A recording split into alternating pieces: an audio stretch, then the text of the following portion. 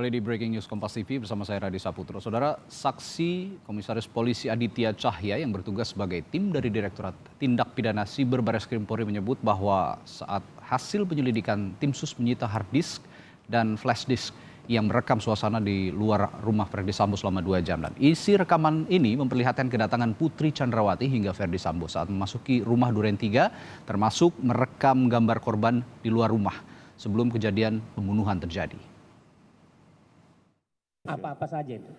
Ada elektronik ya? Siap, ada flash disk dan hard disk yang kami sita dari Pak Baikuni. Oh gitu, klien.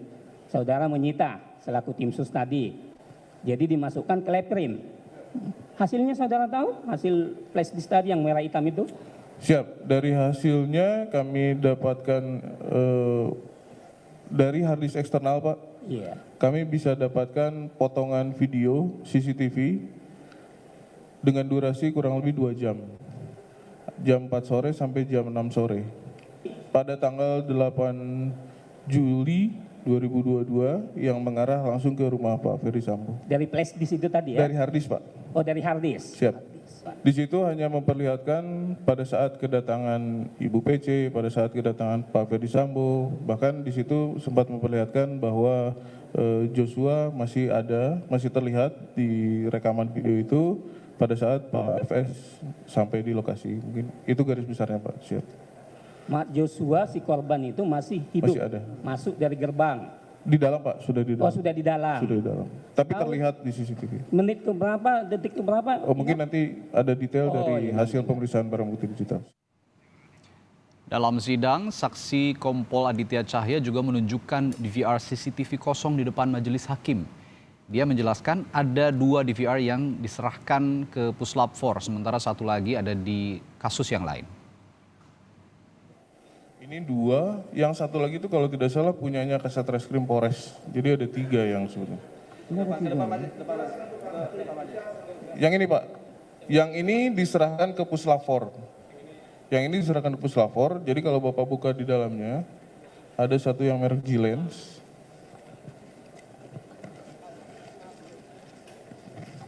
Ini dengan merek yang sama ya? Merek yang sama atau berbeda?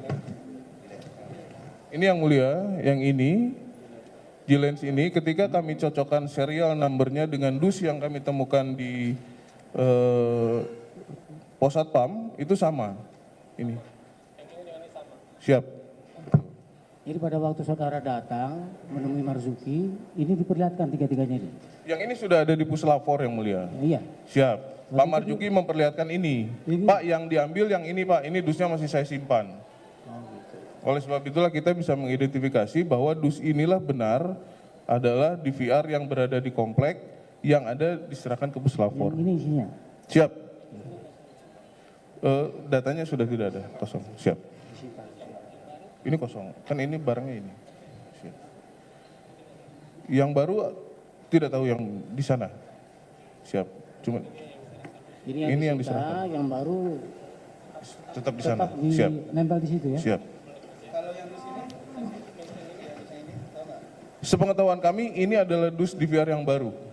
Yang diganti di betul. Di komplek. Betul. Siap. Jadi dus ya? Kardusnya aja. Siap. Yang kosong itu ini Pak. Ini nih. Siap. Kan ini G-Lens sama nomor serialnya juga sama. Sama. Ini baru 2 ini? Siapa? Ini baru 2? Bukan Pak, inilah yang menjadi barang bukti Pak, yang ada di sana. Siap, yang mulia. Yang saudara katakan tadi ada 3 DVR ya? Yang 1 kemungkinan ada di kasus lain, yang mulia. Ada nggak di sini? Serial number 97 7042 77 1322. Ini nih. Serial number. Sama. Siap. Berarti barang ini, dusnya ini. Yang ini yang dicopot, dusnya masih ditinggal di sana. Siap. Ini dus yang baru, yang dipasang oleh saudara Afung. Siap. Cukup? Itu terdakwa ya mengenali ini tidak? Terdakwa, saudara ditanya, saudara mengenali barang bukti ini tidak? Tidak pernah tahu.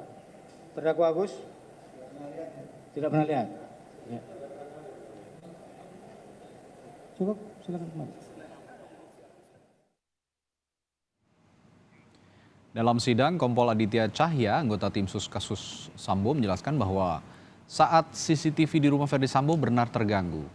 Namun kondisi DVR CCTV ini tidak terganggu. Rekaman dalam CCTV menurut saksi penting untuk kasus pembunuhan Brigadir Yosua ini. Setelah saksi mengejar DVR CCTV tersebut ke lapangan tersebut, itu apakah untuk membuktikan fakta apa sepengetahuan saksi sehingga CCTV ini harus didapatkan nih menurut Siap, pengetahuan karena saksi? dari awal isu yang berkembang di masyarakat kan ada kena petir, terus rekamannya hilang dan lain sebagainya. Artinya sudah ada opini di masyarakat bahwa penanganan kasus terhadap pembunuhan almarhum Brigadir Yosua ini tidak benar gitu Pak. Tidak benar. Siap. Makanya kami mendalami terkait dengan kemana CCTV ini. Kemana CCTV-nya? Betul. Nah, tadi saksi bilang ada menurut opini sambar petir. Apakah benar itu tersambar petir? Siap, ternyata memang benar Pak. Jadi yang tersambar petir itu kameranya, bukan Kameranya, Siap. bukan DVR-nya kan? Artinya kamera DVR-nya tidak terganggu ya? Tidak terganggu. Nah, Menurut keterangan Pak Marzuki tidak terganggu Pak. tidak terganggu. Nanti bisa diklarifikasi kembali. Nah, tadi saksi mengejar dari DVR CCTV di pos security ya.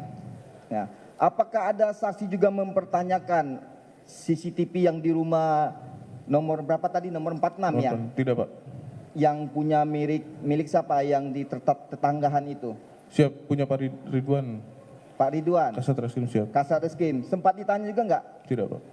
Nah, yang saksi buru itu dalam artinya sepengetahuan saksi untuk penyidikan yang perkara apa ini sehingga diburu nih CCTV ini agar bisa dapat Siap. terbukti. Terkait dengan penyidikan pembunuhan almarhum Brigadir Yosua. Oh, oke. Dan kami lanjutkan perbincangan bersama pakar hukum pidana dari Universitas Tarumanegara, Bung Heri Firmansyah. Bung Heri, bahas lagi soal DVR ini tadi kata saksi Kompol Aditya. Yang terakhir tadi bilang DVR-nya tidak terganggu. Tadi juga saya sempat menyimak dialog Anda, komunikasi Anda dengan rekan saya Bayu Stiono soal petir ini. Ini petirnya menyambar kamera, tapi DVR-nya yang tidak bermasalah. Sehingga ini pelaku tahu betul bahwa sebenarnya yang penting ini DVR-nya bukan kameranya. Dan langkah yang dilakukan ini benar-benar fatal begitu ya Bung Heri? Sepakat Mas Radi. Dan saya rasa hal ini sebenarnya yang ditunggu-tunggu adalah tambahan informasi dari salah satu orang saksi yang seharusnya hadir pada hari ini tapi sejauh ini kayaknya belum hadir ya. Yang katakanlah vendor untuk mengadakan CCTV ini atau DVR-nya tadi. Karena itu kan akan dicek apakah penggantian DVR itu karena rusaknya tersambar petir tadi ada korelasinya ke sana untuk memperkuat dalil yang ini ya, bahwa kameranya saja yang rusak, DVR-nya tidak. Itu yang pertama. Yang kedua masih bermain di DVR, apakah kemudian penggantian tadi yang dilakukan oleh misalnya saudara Afung kalau nanti memang hadir di keterangan sidang ini selain dari Pak Aditya adalah ingin mempertanyakan terakhir kali katakanlah penggantian DVR itu kapan? Biasanya kan tercatat ya. Nah kalau sudah tercatat itu kan berarti diketahui mix and match nggak dengan pergantian yang baru ini. Kemudian alasan pergantian karena apa? Apakah karena katakanlah memorinya sudah penuh ya? Saya nggak tahu bahasa teknisnya dalam konteks DVR CCTV. Tapi ini akan menjadi ngeling ke sana Mas Radi. Jadi saya katakan tadi di awal bahkan keterangan saksi itu bisa saja bersesuaian dengan keterangan saksi yang lain, itu satu. Yang kedua, keterangan saksi bisa saja bersesuaian dengan alat bukti yang lain yang dihadirkan. Maka dua langkah inilah yang kemudian tadi berkali-kali dipertanyakan oleh jaksa penuntut umum. Walaupun konteksnya kalau jaksa penuntut umum menghadirkan saksi, dia sudah tahu sebenarnya jawabannya apa. Tapi ini kan untuk mempertegas saja di mana posisi dan pengetahuan dari saksi. Sehingga kualifikasi seseorang itu dihadirkan sebagai saksi tidak terbantahkan. Ini kan momentum bagi jaksa untuk menguatkan kepada hakim, ini adalah saksi yang sudah kami seleksi tadi. Dan ini mendekati dari kualifikasi bahwa dia memenuhi sebagai saksi. Nah ini yang kemudian tadi dari banyak pertanyaan, pertanyaan selalu mengarah kepada poin-poin karena ini obstruction of justice, poinnya adalah merintangi penyidikan dalam konteks menghilangkan bukti, maka bukti apa sih yang kemudian jadi persoalan di sini? Clean and clear tadi kan yang selalu dibahas adalah DVR CCTV-nya. DVR CCTV-nya, betul. Ini yang jadi poin menentukan menurut saya. Iya, dan jadi penting juga kehadiran seorang saksi bernama Afung ini, Bung Heri ya. Karena dia yang seperti Bung Heri bilang tahu bagaimana DVR ini kemudian dibawa ke sana dan diganti. Apakah memang rusak karena tersambar petir atau tidak. Nah, jika nanti memang deadlock katakanlah ya, pembuktian dari saudara Kompol Aditya ini, saksi Kompol Aditya ini, ada strategi lain nggak yang bisa ditempuh oleh jaksa untuk menguatkan pembuktian terkait DVR ini? Kalau Kira-kira. saya rasa sejauh dari apa yang sudah kita dengar dan kita saksikan tadi, banyak poin malah sebenarnya yang sudah jadi keuntungan bagi jaksa penuntut umum ya. Ini kan belum poinnya kuasa hukum, jadi kita nggak bisa menilai hal itu. Agar ini jadi fair nanti menilai. Dalam konteks dari jaksa penuntut umum sudah banyak yang berkesesuaian bahwa DVR-nya ternyata baru, nah tinggal dibuktikan barunya itu kapan, apakah 3 hari sebelum kejadian, apakah pada saat kejadian. Nah ini yang perlu dipastikan Mas Radi, sehingga itu pengembangan dalam konsep yang mungkin tidak didapatkan dari keterangan saksi saat ini, mungkin saja didapatkan dari keterangan saksi yang lain. Jadi sekali lagi kita nggak bisa mengatakan keterangan saksi ini full hanya mandiri penuh hanya pada konteks keterangannya dia saja. Bisa saja nanti ternyata ada kesesuaian dengan keterangan saksi yang lain atau membutuhkan keterangan dari saksi yang lain untuk memperkuat fakta hukumnya tadi. Jadi saya rasa hal-hal yang tadi sudah terjadi yang kita saksikan bersama, banyak poin menarik yang sejauh ini on the right track lah apa yang dilakukan oleh jaksa penuntut umum ya untuk mendakwa. Kemudian menurut saya pemilihan menghadirkan saksinya juga harusnya kalau bisa nanti lebih beruntut lagi kan. Siapa yang pertama kali didengar kesaksiannya sampai yang terakhir untuk memberikan keterangan sebagai saksi tadi. Mas Heri, ini kan pembuktian untuk melihat bahwa betul ada perintah untuk menghancurkan barang bukti begitu, dan dengan konteks sidang ini adalah Hendra Kurniawan, Brigjen Hendra Kurniawan sebagai terdakwa dan juga Agus Nurpatria yang saat ini sedang bersidang. Tapi yang ingin saya tanyakan di sini, Hendra juga bagaimanapun kan tadi juga sempat dibicarakan oleh Bung Heri, kita mencari keadilan, peran Hendra ini sebenarnya sedalam apa sih begitu. Bagaimanapun kan dia diperintah oleh atasannya, oleh Verdi Sambo begitu. Jika memang saksi-saksi ini menguatkan bukti-bukti bahwa ada penghancuran alat bukti, perintangan penyidikan, adakah peluang untuk Hendra bisa diberikan hukuman yang lebih ringan dari tuntutan sebelumnya? Kalau kita mau fair ya, Mas Radi ya, bukan karena kasus atensi publik kemudian jawaban kita harus karena ini terdakwa harus kita kita jelek-jelekan gitu, atau tidak dapat kesempatan hal yang sama secara hukum ya. Tapi pada umumnya setiap orang punya hak untuk dapat poin tadi untuk diringankan hukumannya. Tapi yang menjadi objektif ya Mas, kalau seandainya juga dia berkontribusi real dalam pengungkapan kasus ini, kan itu yang diminta kan, sehingga dia boleh dapat hak tadi, privilege itu, tapi penuhi dulu syaratnya kan. Jadi menurut saya ini nggak ada perdebatan kalau Mas Radi kalau dalam hal ini, karena dia adalah bagian dari pusaran perkara ini. Bagaimana kemudian dia membuktikan kalaupun ada kesalahan saya itu tidak seberat itu begitu loh. Jadi ya ini adalah kontribusi yang kita minta sebenarnya kepada setiap terdakwa, bukan hanya kepada Pak Hendra, Pak Nurul tadi ya kalau nggak salah ya. Tapi dalam konteks ini kepada semua terdakwa, baik di kasus obstruction of justice maupun di kasus pokoknya yaitu perkara di 338 dan 340 KUHP. Kejujuran menurut saya adalah hal yang kemudian menjadi kunci untuk menyelamatkan menyelamatkan semua pihak yang sejauh ini ada dalam pusaran kasus ini. Karena tidak ada hal lain lagi yang bisa menyelamatkan menurut saya Mas Radi. Karena sudah masuk ke tahap persidangan ini, rasa-rasanya kok apalagi diperhatikan dengan jutaan pasang mata untuk melakukan sebuah rekayasa atau desain kayaknya sudah terlalu beresiko begitu ya. Sehingga ya sudah apa yang terjadi disampaikan secara utuh tanpa dikurang-kurangi, tanpa ditambah-tambahi. Dan bukan nggak mungkin kalau misalnya fakta-fakta di kasus sidang kasus obstruction of justice atau perintangan penyidikan ini akhirnya terungkap banyak yang terungkap begitu, ini bisa digunakan di kasus yang dugaan pembunuhan berencananya ya nanti. Sepakat, Mas Radi. Bisa Jadi jadi fakta baru begitu di sana. betul. Jadi jangan sampai ini dilihat secara sepotong-sepotong. Ini kalau dibaca tuh harus satu helaan nafas. Ya. Titiknya harus bersamaan begitu. Jangan sampai ini di koma di tengah-tengah. Malah menurut saya akan tidak fair, tidak akan baik jadinya untuk semua pihak.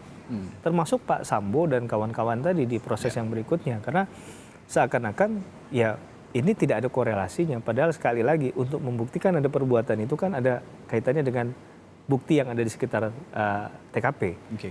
Kalau kita hanya mengandalkan pada eyewitness saja, saksi mata yang ada di situ, persoalannya orang yang ada di situ ditarik dalam kasus ini sebagai terdakwa. Jadi mereka juga punya kepentingan dalam pembelaan diri mereka. Sehingga untuk menyatakan yang sebenarnya rasa-rasanya kok agak sulit begitu ya Mas Radi. Sehingga boleh diputar lagi kasus obstruction of justice ini harus clear dulu malah menurut saya. Dengan ini jadi putusannya, maka dalil ini memperkuat untuk putusan kasus di perkara pokoknya. Perkara pokoknya. Ya, kenapa saya berbicara atau bertanya soal Kans Hendra Kurniawan ini bisa dihukum lebih ringan? Karena ada beberapa rekan atau kerabat dia juga mengatakan bahwa ini hanya suruhan. Salah satu istrinya Hendra Kurniawan di media sosial beberapa kali kita simak bahwa Hendra ini hanya diperintah oleh Verdi Sambo, dan banyak juga polisi-polisi yang lain akhirnya dalam tanda kutip menjadi korban Sambo lah. Menjadi korban Sambo, terseret karena menjalani perintah jadi tersangka ataupun saat ini jadi terdakwa kasus perintangan penyidikan. Nah, kita akan bahas nanti setelah jeda Bung Heri soal bagaimana terdakwa-terdakwa dalam kasus perintangan penyidikan ini menghadirkan saksi-saksi yang juga bisa menguatkan alibi-alibi mereka. Setelah jeda kami bahas di Breaking News Kompas TV.